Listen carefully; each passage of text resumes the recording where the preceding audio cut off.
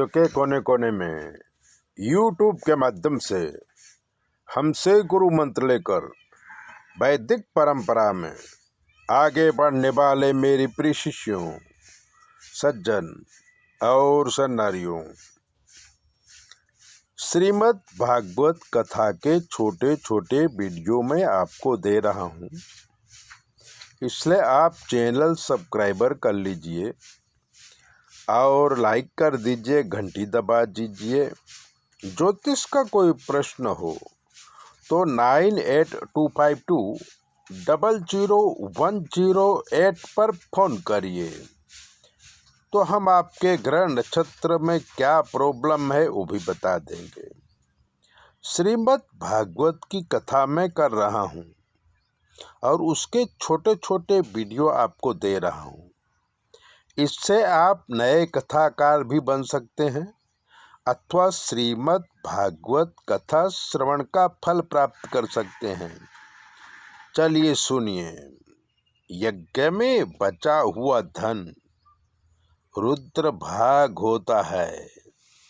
जब हम पूजा पाठ करने बैठते हैं तब पैसा लेके बैठते हैं और जो पैसा बचता है वो रुद्र भाग होता है, इसलिए उसको ब्राह्मण को दे देना चाहिए, अपने पास नहीं रखना चाहिए। मनु महाराज के 10 पुत्रों में एक पुत्र थे नभग। उनके पुत्र हुए नाभाग। नाभाग को शिक्षा देने हेतु उनके पिताजी ने गुरुकुल में रखा था। बहुत समय बीत गया, नाभाग गुरुकुल से वापस नहीं आए, तो उनके भाइयों ने सोचा कि नाभाग अब ब्रह्मचारी ही रहेगा, संसार में वापस नहीं आएगा, तो उन्होंने पूरा धन आपस में बांट लिया। लेकिन थोड़े ही दिनों में विद्वान होके घर वापस आया, तो भाइयों ने उसे कहा कि संपत्ति में हिस्सा तुम्हें नहीं मिलेगा, और कहा कि पिताजी को ले जाओ, वही तुम्हारे हिस्से में आए हैं। चकित होके नाभाग पिताजी के पास गया, प्रणाम करके कहा कि हे पिताजी, बंटवारे में भाइयों ने मुझे आपको सौंपा है, अब आप मेरे साथ रहो, मैं आपकी सेवा करूँगा।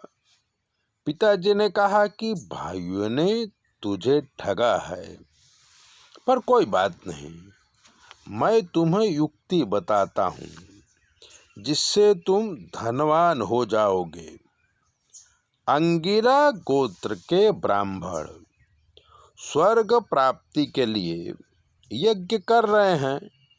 छठे दिन के यज्ञ में वो क्या करना चाहिए इस दुविधा में हैं, इसलिए तुम उस यज्ञ में जाओ और वैश्वदेव संबंधित 2 सूक्त उन्हें पढ़ा दो, जिससे यज्ञ पूरा होते ही वो स्वर्ग चले जाएंगे और बचा हुआ धन तुम्हें दे देंगे।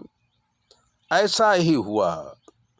नाभाग यज्ञशाला में गए और वैश्वदेव संपर्क के 2 सूत्र अंगिरा गोत्रीय ब्राह्मणों को पढ़ाया, जिससे यज्ञ पूरा हुआ। देवताओं ने विमान भेजा, सारे ब्राह्मण विमान में बैठकर स्वर्गलोक जाने लगे। यज्ञ में जो धन था वो नाभाग को दे दिया। नाभाग ने सारा धन को बांधा और यज्ञशाला से निकलने लगे। तभी वहाँ काले शरीर धारण किए हुए एक पुरुष पैदा हुआ और नाभाग को धन ले जाने से रोका और कहा कि इस धन में मेरा अधिकार है। नाभाग ने कहा कि मेरे पिताजी की आज्ञा से मैं आया हूँ और ब्राह्मणों ने ये धन मुझे दिया है, फिर भी आप इस धन से में अपना हक बताते हैं, तो मैं आपको धन दे दूंगा, लेकिन पिताजी की आज्ञा लेनी पड़ेगी।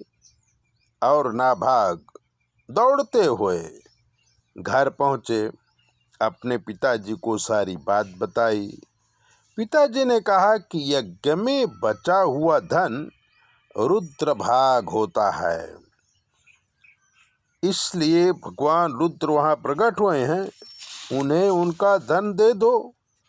पिताजी की आज्ञा से नाभाग ने यज्ञशाला में आके रुद्र की प्रार्थना की और रुद्रभाग उनको सौंप दिया।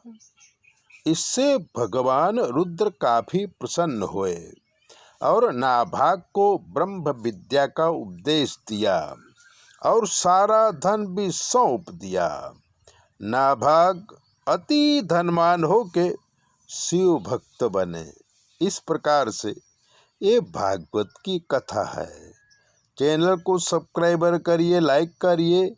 ज्योतिष का कोई प्रश्न हो तो 98252001 पर फ़ोन करिए। हम आपको बताएंगे कि आपके ग्रह नक्षत्र कैसे हैं, आपको क्या करना चाहिए, जिसके करने से आपके जीवन में सुख शांति और आबादी आ सके।